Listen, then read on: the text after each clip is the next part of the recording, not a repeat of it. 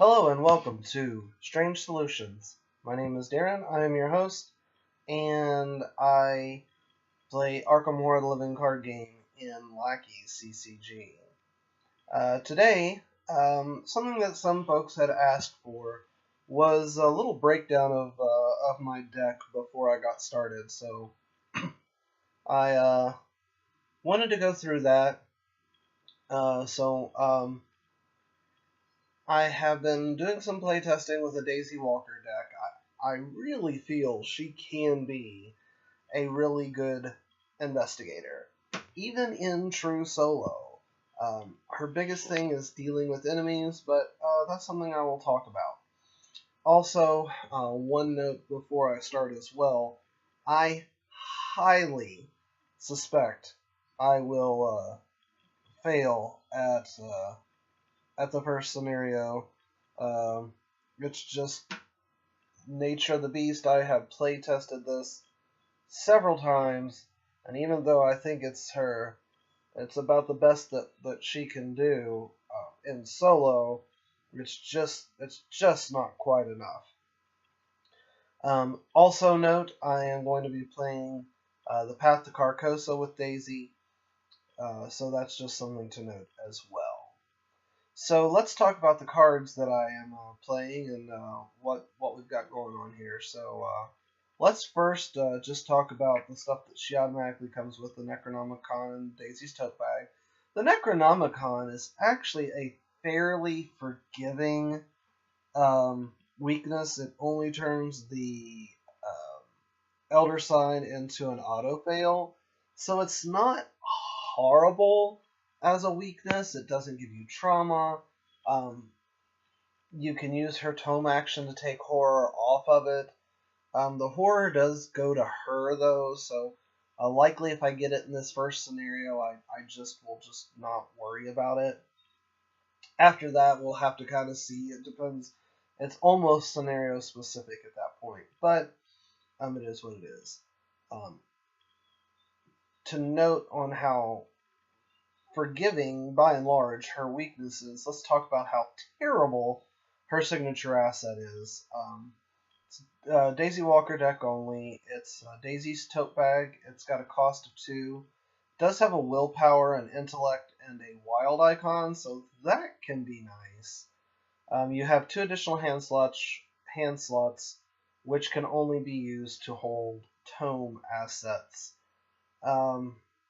They just honestly just have not developed tomes enough, which is kind of sad, but I guess I get it because of Daisy and her ability. Just that ability to use a tome asset as a free action, I guess, but her only hand cards that go in hand are the old Book of Lore and the Necronomicon, so I'm not really that worried about it. So, I mean, it is what it is. And then her random treachery that I drew, again, not terrible for her, is Hypochondria, Neutral, Treachery, Basic Weakness. It is Madness traded. It has a Revelation effect added to your threat area. Forced after you take 1 or more damage, take 1 direct horror. So even a quick note here in case you've been playing this incorrectly, even if you were to take 3 damage in 1 turn, you still only take 1 horror. And because her sanity is 9, this is fine-ish. It's not the worst. If she'd gotten the other one, where whenever she took a horror, she took a damage. Now, that would have been terrible for her. Or the one that gives you direct damage at the end of each round, stuff like that. That would have been bad. But Hypochondria for Daisy, not horrible. And this was my random draw. And as a double action, you discard it, just like pretty much all the rest of those treacheries. So let's start talking about cards that are actually in her deck, that we added to her deck. Of course, Old Book of Lore. The only thing better than draw is filtered draw. So getting to look at 3 cards and then pick out of those 3 cards is really nice. It can be done as a free action using her tome ability. Just keep in mind it's not a reaction. It's just she just gains it as an additional action. So if you do it with an enemy on you, you still take an attack of opportunity. So don't do that. I put in a single Mists of Relay, or Relay, or how it was pronounced. This is for a little bit of enemy control. Her willpower is just a 3, but that's better than the 2 agility that she has. And plus, if she succeeds, she gets to move. So, it's not horrible. It's pretty solid. Next, I do have her with 2 shriveling. Shriveling and Daisy is just okay, because again, that willpower 3 isn't great, but I've got quite a few willpower boosts throughout the deck that we'll be getting to eventually and be looking at. So that can be helpful, but still, even at that, it can be a little tough. So one of my first upgrades is going to be higher ed, of course. So she usually doesn't have too much of a difficulty keeping 5 cards in her hand, unlike some of the other seekers. So yeah, we'll see how it goes. Next is going to be the Holy Rosary. I went with this over St. Hubert's Key. I think St. Hubert's Key is more expensive. Plus, she doesn't really need the intellect boost. About the only time she really needs it is this first scenario. I'm not going to be chasing the stranger through this one, through this playthrough. I'm just going to if he shows up, I'm just going to probably pretty much ignore him. So even if she needed intellect boost, which she really doesn't, uh, I just don't find St. Hubert's Key is just a little too expensive for her. I just find Holy Rosary just a better solid card. Again, she doesn't necessarily really need the Sanity Soak, but having it there is nice. A single fine close, of course. Anything for the Yellow King, is that the name of the second one? Anyway, one of, I'll probably ditch it after that scenario. I mean, it's solid soak, I guess, but not really even solid. It can just take one of each, but it is what it is. That'll be replaced with Bulletproof Vest fairly early within my playthrough here. Pardon me. Next is going to be David Renfield. I went with Renfield because the willpower boost that he gives. Of course, you do have to add Doom to him, so typically you have to kind of play him a little bit more careful. But again, the 2 combat boost isn't something to sneeze at. I've got a single Dr. Christopher. Again, I don't really think she needs the intellect boost. He's mostly there for some resource generation because I'm not playing Uncage the Soul. I am playing Uncage the Soul, but I'm not playing Emergency Cash. Next is the Arcane Studies. I have it as a singleton. If I draw into it, I'm usually pretty happy. Something else to help with willpower boosts is really what that's there for. Let's talk about my events. I've got a plan. It's just solid, good way to do some damage to enemies.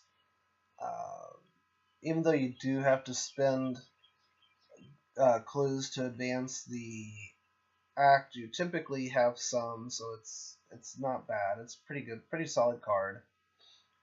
Anatomical diagrams. I do have it as just a one of.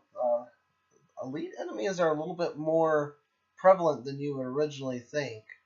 And I found that 2 was just a little too much. Especially since you're really still only doing 1 damage if you're attacking and evading.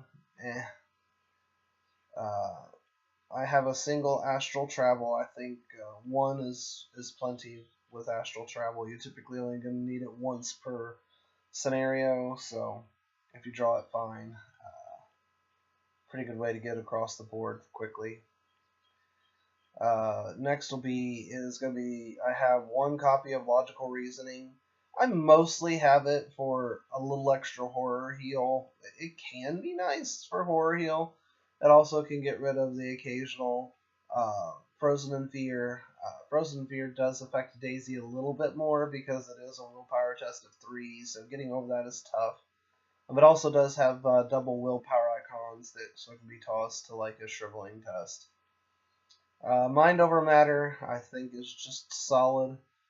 Good ways to get around like locked doors, etc. Just being able to use that intellect instead of agility or combat is not bad. Even though I'm not playing Dunwich, I did decide to add in a single Quantum Flux. It is a good way to get, like, especially if you have to use your skill cards early, it's a good way to get those back in the deck. I've got a plan.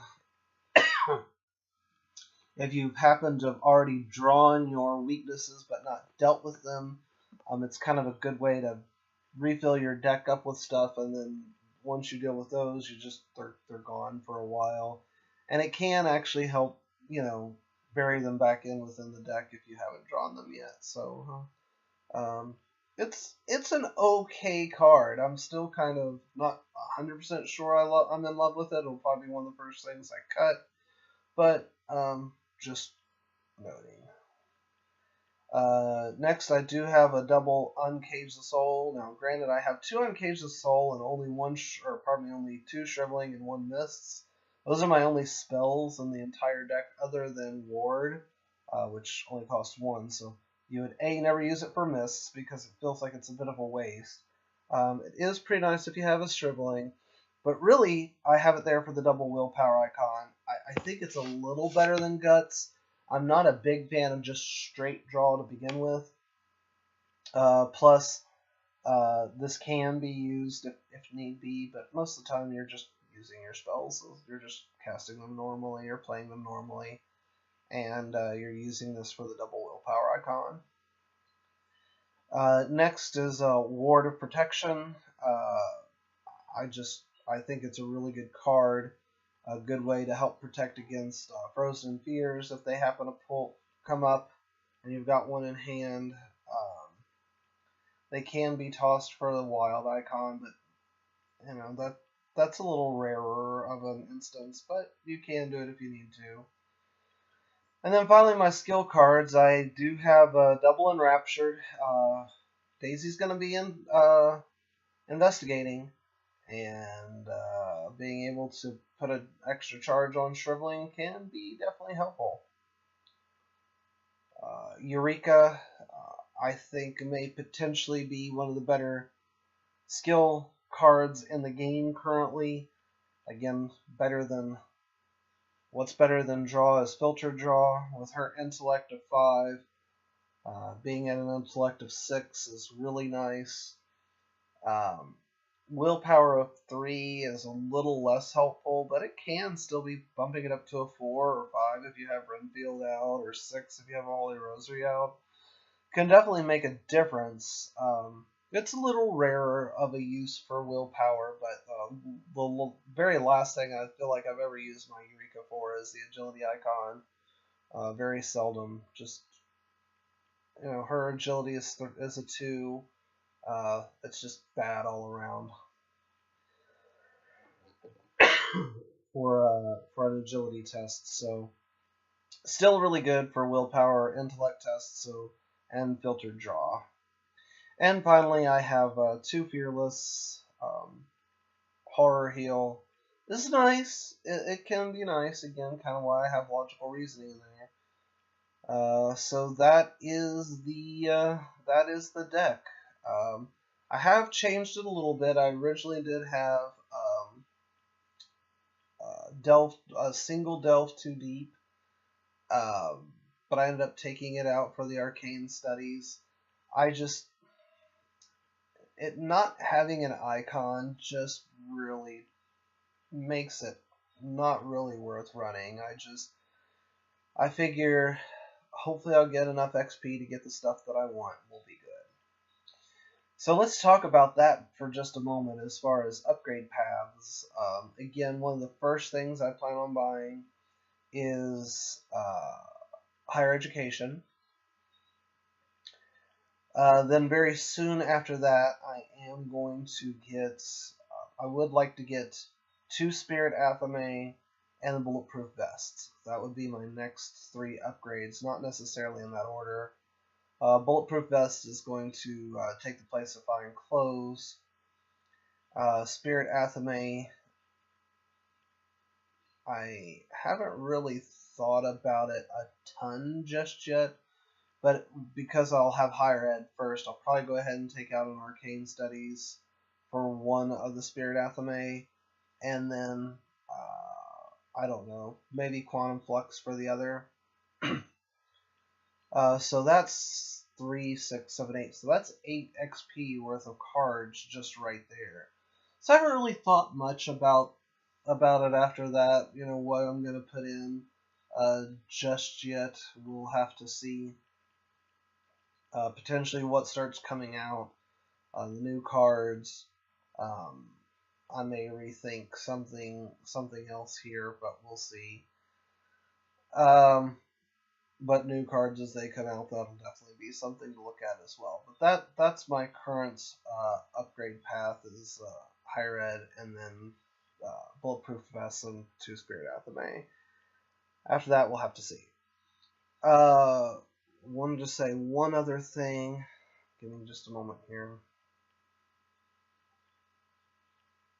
Oh, I know what I wanted to talk about. So, cards that you may think I'm a little crazy for leaving out. So you notice I'm not running Strange Solution. I'm I'm honestly just not a big fan of the card. The what is it? Acidic Ichor.